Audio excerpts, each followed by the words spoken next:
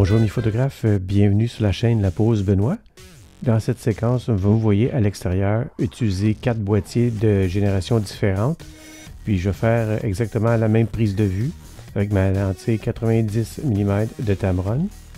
Alors j'ai utilisé les mêmes réglages avec les 4 boîtiers. Puis ce sont tous évidemment des boîtiers Nikon. Alors, on va se retrouver derrière le logiciel pour voir les photos et voir s'il y a des grandes différences au niveau de la qualité des images.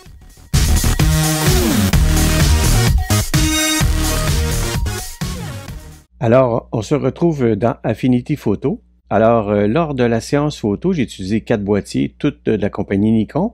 Le D50 à 6 millions de pixels de résolution. Le D70S, même chose à 6 millions de mégapixels.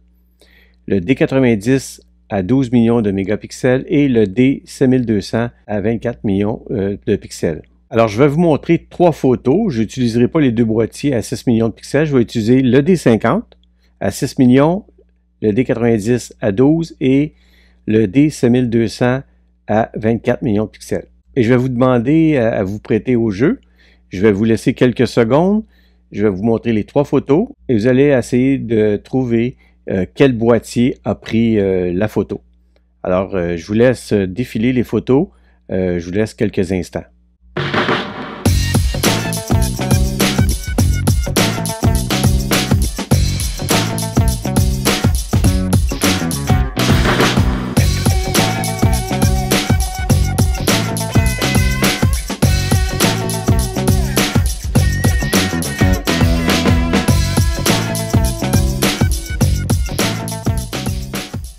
Alors, je vais vous montrer immédiatement le résultat.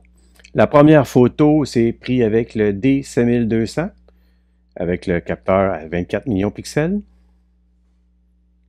La seconde photo, c'est avec le D90, avec 12 millions de pixels.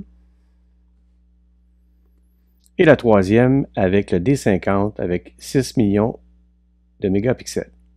Alors, comme vous avez pu constater, c'est difficile d'établir la correspondance par rapport aux mégapixels et à quel boîtier ça appartient.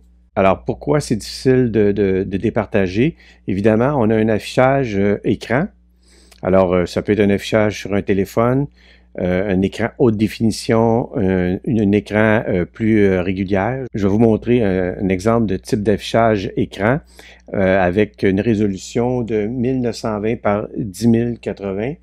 Bon, ben, ça équivaut à 2 millions de pixels. Alors, si on affiche une photo à 6 millions de pixels, ben, c'est difficile de départager. Si, par exemple, à l'extrême, on prend un écran à très haute résolution, à 5K, par exemple, là, on se trouve avec un affichage à 14 millions de pixels. Peut-être à ce moment-là, on pourrait voir les différences, pas avec le boîtier à 24 millions de pixels, puisqu'il est au-delà de l'affichage de l'écran. Par exemple, moi, j'ai un écran 27 pouces de ProArt, puis j'ai un affichage à 3,6 millions de pixels. Donc, pour moi, évidemment, les boîtiers sont tous au-delà de l'affichage de mon écran, donc c'est très difficile à départager sans avoir l'information. Là, je vais vous montrer en juxtaposant les 3 photos. Évidemment, le nombre de pixels, il faut faire des fichiers plus ou moins volumineux. Vous allez voir, vous allez comprendre avec l'image que je vais vous montrer. Alors ici, on a la première photo avec le D5200 avec 24 millions de pixels. Maintenant, je vais superposer la photo qui était prise avec le D90 à 12 millions de pixels. Alors, comme vous pouvez voir, le format de la photo, moins de pixels, le fichier moins gros. Puis si on vient juxtaposer le 6 millions de pixels, bon, encore une fois, on réduit le fichier de la photographie. Alors, lorsqu'on consulte les photos sur nos écrans ou nos téléphones portables, il y a moins d'enjeux, si vous voulez, au niveau qualitatif de l'image, puisque la résolution de nos écrans et puis nos portables et puis de nos téléphones fait en sorte qu'on couvre au-delà, bien souvent que nos caméras d'aujourd'hui, en mégapixels au niveau du fichier par rapport à l'affichage de nos appareils. Alors ici, j'ai un tableau qui, selon les mégapixels de votre capteur, va vous donner une idée de à quel format maximal que vous allez pouvoir faire avec votre appareil photo et vos fichiers. Je vais vous mettre le lien en description du site en question. Alors, si par exemple, je prends mon boîtier D50 qui est à 6 millions de pixels, que je voudrais faire un tirage de 60 pouces par 40 pouces, alors le point rouge, ça signifie que ça va donner des résultats probablement pixelisés. Alors, si je continue toujours avec les 6 millions de pixels, selon la charte des couleurs, on va dire pour un excellent résultat, on irait dans ces trois premiers formats-là. Puis on pourrait peut-être dire ici en orange, selon le code de couleur, c'est quand même un résultat orange. Là, je pense que c'est un résultat qui est bien.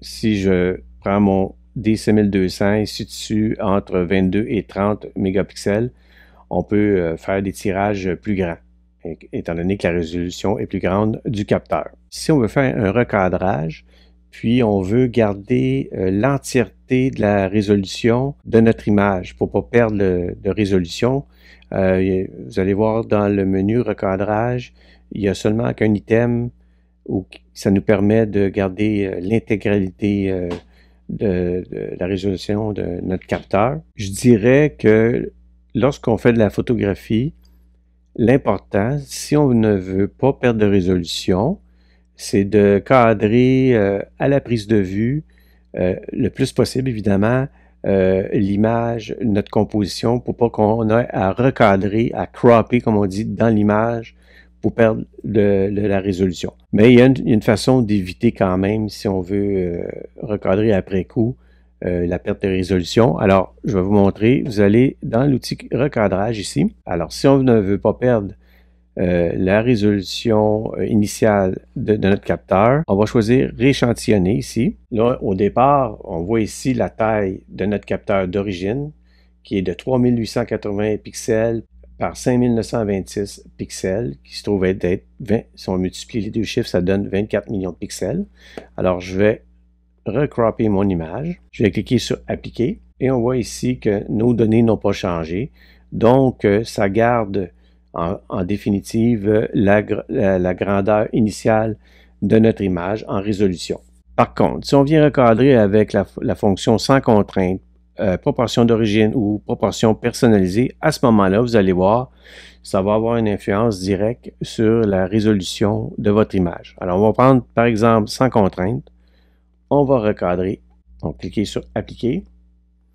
Et vous voyez ici, on a réduit la taille en pixels de notre image. On n'a plus maintenant 24 millions de pixels, mais on est rendu autour de 12 millions de pixels. Alors vous voyez d'emblée l'implication que ça a lorsqu'on veut envoyer notre photo au laboratoire, puis les formats qu'on veut peut-être avoir un agrandissement plus grand. Alors là, il faut voir la correspondance entre les millions de pixels qui nous restent et les formats qui rentrent dans le tableau que je vous ai montré tantôt. Alors voilà ce qui fait un tour sommaire de l'implication des mégapixels qu'on a dans nos boîtiers versus l'affichage à l'écran ou l'impression dans un laboratoire. Alors je vous invite à mettre un petit pouce bleu si vous avez apprécié, un commentaire, ça fait toujours plaisir, et à vous abonner si ce n'est pas déjà fait. Je vous remercie et je vous dis à la prochaine.